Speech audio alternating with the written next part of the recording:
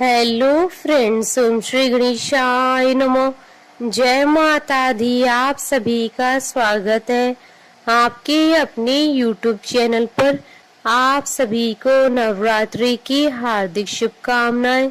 Friends, आज हम आपको इस वीडियो में बताने जा रहे हैं नवरात्रि के 7वें दिन माँ दुर्गा जी की 7वीं शक्ति माँ कालरात्रि जी की आराधना करने की पूजन विधि, व्रत कथा, महत्व और आज के दिन माँ को प्रसन्न करने के लिए क्या भोग लगाएं और माँ को कौन सा फूल चढ़ाएं और नवरात्रि के 7वें दिन किए जाने वाले उपायों के बारे में।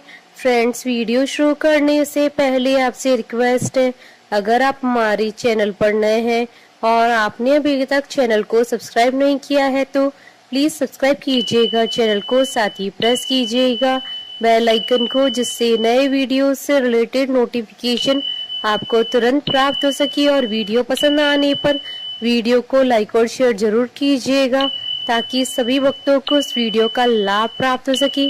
और कमेंट बॉक्स में जय माता दी जरूर लिखिएगा।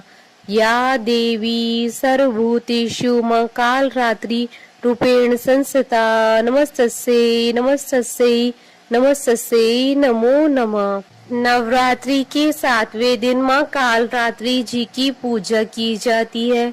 माँ कालरात्रि का स्वरूप अत्यंत ही भयानक है, लेकिन माँ का हृदय अत्यंत ही कोमल है। माँ अपने भक्तों को सभी प्रकार की परेशानियों से मुक्ति दिलाती है। माँ के गले में नरमुंडों की माला है। माँ दुर्गा को कालरात्रि का रूप शुंभ निशुंभ और रक्त बीज को मारने के लिए लेना पड़ा था। माँ कालरात्रि के 3 नेत्र हैं जो कि पूरी तरह आकार में गोल है। इनका रंग काला है। माँ के गले में नरमुंडों की माला है और इनकी सांसों से अग्नि निकलती है। देवी कालरात्रि के बाल खुले हुए हैं और यह गदर की सवारी करती हैं।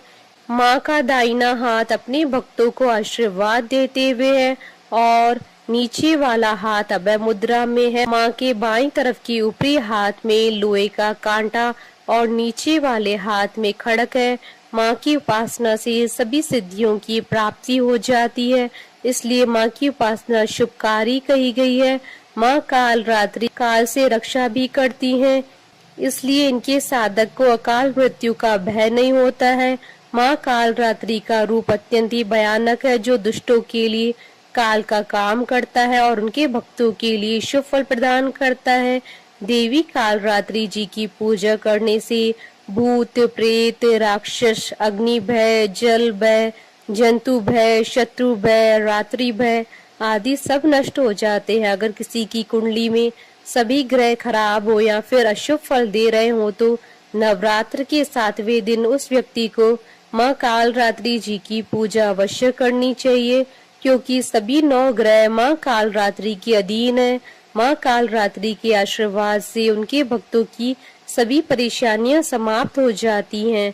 फ्रेंड्स, अब आइए जानते हैं माँ कालरात्रि जी की आराधना करने की पूजा विधि के बारे में। माँ कालरात्रि जी की पूजा नवरात्रि के 7वें दिन की जाती है। इस दिन साधक को ब्रह्म मुहूर्त में उठना चाहिए और स्वच्छ वस्त्र धारण करने चाहिए, क्योंकि माँ कालरात्रि जी की पूजा ब्रह्म मुहूर्त में ही की जाती है। इसके अलावा माँ कालरात्रि की पूजा तांत्रिक आधी रात में करते हैं।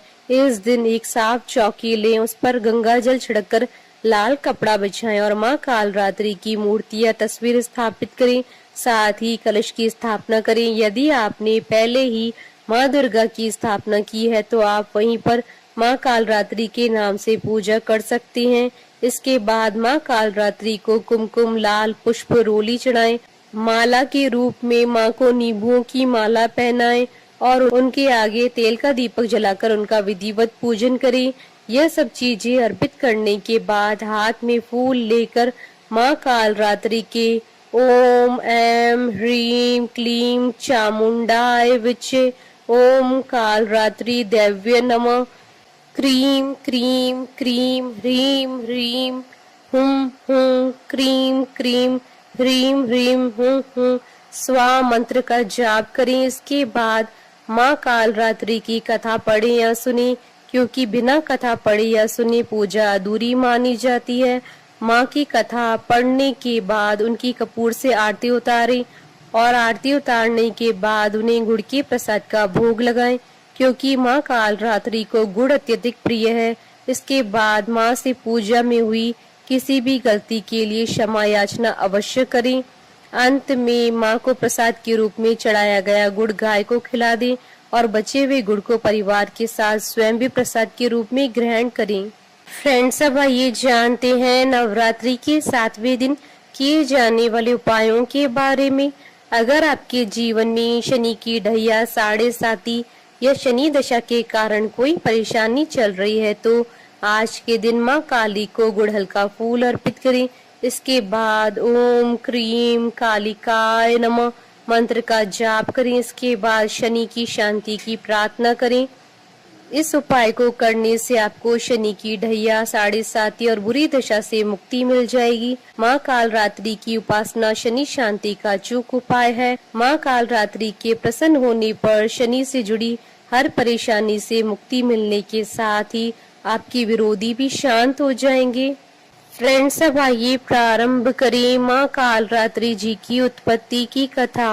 पौराणिक कथा के अनुसार एक बार तीनों लोकों में शुंभ, निशुंभ और रक्त बीज तीनों राक्षसों के आतंक से परेशान होकर सभी देवता भगवान शिव जी के पास समस्या के समाधान के लिए पहुँचे। भगवान शिव ने माँ आदिशक्ति से उन तीनों का संहार करके अपने भक्तों की रक्षा के लिए कहा। माता पार्वती ने उन दुष्टों के संहार के लिए माँ दुर्गा का रूप धारण कर लिया। माँ ने शुंभ और निशुंभ से युद्ध करके उनका अंत कर दिया, लेकिन जैसे ही माँ ने रक्त बीज पर प्रहार किया, उसके रक्त से अनेकों रक्त बीज उत्पन्न हो गए। यह देखकर माँ दुर्गा ने कालरात्रि का रूप धारण किया। इसके बाद माँ कालरात्रि ने रक्त बीज पर प्रहार करना शुरू कर दिया और उसके रक्त को अपने मुख में भर लिया और रक्त बीज का गला काट दिया। इस प्रकार माँ ने रक्त बीज का संहार किया।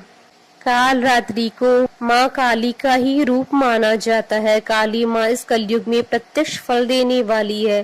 काली माँ, भैरव तथा हनुमान जी ऐसे देवी व देवता हैं जो शीघ्र ही जागृत होकर अपने भक्त को मनोवांछित फल देते हैं। काली के नाम व रूप अनेक है। इन्हें भद्रकाली, दक्षिण काली, मात्र काली व महाकाली भी कहा जाता है।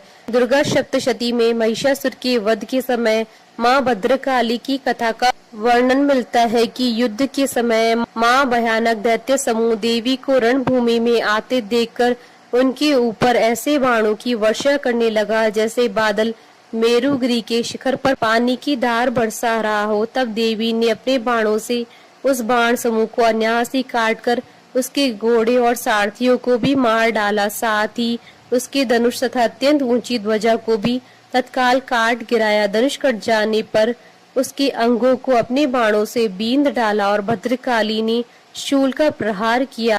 उससे राक्षस के शूल के सैकड़ों टुकड़े हो गए और वह महादैत्य प्राणों से हाथ धो बैठा। बोलिए माता कालरात्रि की जय। जयकारा माँ माईदा सच्चे दरबार की जय।